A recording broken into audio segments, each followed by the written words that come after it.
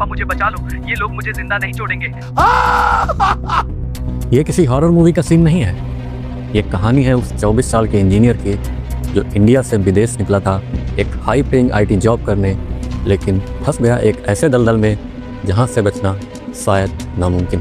पिछले 1 साल में 5000 से भी ज़्यादा भारतीय गायब हो चुके हैं। उन्हें कंप्यूटर के सामने बैठाकर गुलाम बनाया जा रहा है। इसे कहते हैं साइबर स्लेवरी। लेकिन सवाल यह है, क्या सारी विदेशी जॉब स्कैम होती हैं?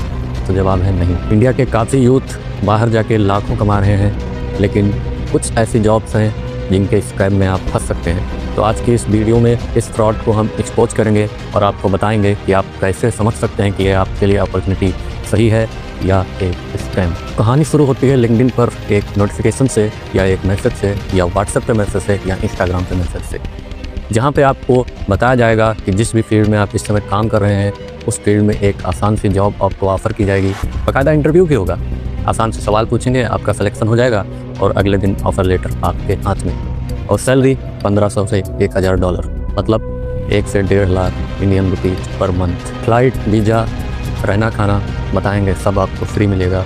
एक मिडिल क्लास लड़के के लिए जहां उसे इंडिया में 15 से 20 हज़ार वाली नौकरी भी आसानी से नहीं मिलती, ये अपॉर्चुनिटी किसी लॉटरी से कम नहीं होती। बोला जाता है कि जॉब थाईलैंड में है, बंदा खुशी खुशी फ्लाइट पकड़ के निकल लेता है और बैंकॉक के एयरपोर्ट में एक ऐसा ड्राइवर मिलता है जो बहुत ही दयालु होता है। और यहीं से एक ट्विस्ट आता है कहानी में। ये गाड़ी सिटी के अंदर नहीं बल्कि सिटी से दूर एक नई बॉर्डर की ओर बढ़ने लगती है और कई घंटों के सफ़र के बाद एक रिवर आती है, मोई रिवर। लेकिन इस नदी के उस पार थाईलैंड नहीं है, इस नदी के उस पार है म्यांमार, जहाँ पे चल रहा है इस समय सिविल वार। वहाँ पे किसी भी देश के कानून का राज नहीं है। जी हाँ दोस्तों, किसी भी देश के प्रधानमंत्री या राष्ट्रपति का उस जगह पे कोई भी राज नहीं है। और आप जैसे ही वहाँ पहुँचेंगे सबसे पहले आपका फ़ोन तोड़ दिया जाएगा और आपका पासपोर्ट भी छीन लिया जाएगा और आपके पास कोई भी ऐसा डिवाइस नहीं रखा जाएगा जिससे आप किसी से संपर्क कर पाएँ। उसके बाद आपको एक ऐसे हॉल में ले जाया जाएगा जहाँ पे होंगे हज़ारों कंप्यूटर और वहाँ पे बैठ के आपको करना है स्कैम। जी हाँ दोस्तों, आपको वहाँ पे बैठाल कर दुनिया भर में फ्रॉड कराया जाएगा, लोगों से पैसा लुटवाया जाएगा और पीछे आपके बंदूक लेके लोग खड़े रहेंगे। आपको काम करना ही पड़ेगा, आपके पास कोई ऑप्शन नहीं होगा। अगर आप काम नहीं करेंगे तो ऐसी सज़ा है वहाँ पे जिसे सुनकर रूह भी कांप जाती है। इस स्कैम को टेक्निकल भाषा में कहते हैं पिग बुचरिंग स्कैम। जैसे एक सुअर को काटने से पहले खूब खिलाया पिलाया जाता है, ऐसे ही ये लोग विक्टिम का भरोसा जीतते हैं। यहाँ पे आपसे गुलामों की तरह काम कराया जाएगा।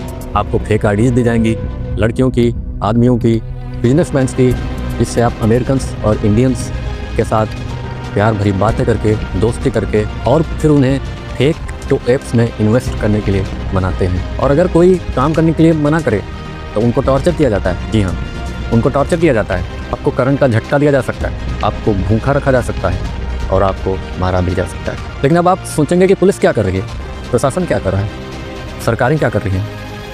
तो जवाब ये है कि वहाँ पे किसी भी सरकार की हुकूमत नहीं है, वहाँ किसी भी कानून का जोर नहीं चलता। लेकिन क्यों नहीं चलता? क्योंकि वहाँ पे चल रही है सिविल वार। वहाँ पे सिर्फ वार लॉर्ड्स और चाइनीज़ माफियाओं का राज चलता है। इंडियन गवर्नमेंट ने कई बार रेस्क्यू ऑपरेशन चला के कई हज़ारों भारतीयों को वहाँ से रेस्क्यू किया है, लेकिन अब भी कई यूथ, कई भारतीय इस जाल में फंसते जा रहे हैं। तो आपको इस स्कैम से जागरूक होने की ज़रूरत है। लेकिन अब सवाल ये आता है कि क्या सारी जो विदेशी जॉब्स हैं वो स्कैम है? तो जवाब है नहीं। आपको बस पता होना चाहिए कि आपको कैसे पता चलेगा कि ये एक स्कैम है। तो इसके लिए आपको 3 बातों का ध्यान रखना है। नंबर 1, अगर आपको वो लोग टूर वीज़ा पे बुलाते हैं, वो लोग कहेंगे कि हम लोग पहले टूर वीज़ा देंगे आपको, फिर वर्क वीज़ा लग जाएगा, तो आप तुरंत सतर्क हो जाइए, ये एक स्कैम है। और नंबर 2, जिस मेल से आपको ऑफ़र लेटर आया या कोई SMS आया या मैसेज आया उसका लास्ट का देखिए। अगर लास्ट में gmail.com है या yahoo.com है तो सतर्क हो जाइए, ये एक स्कैम है।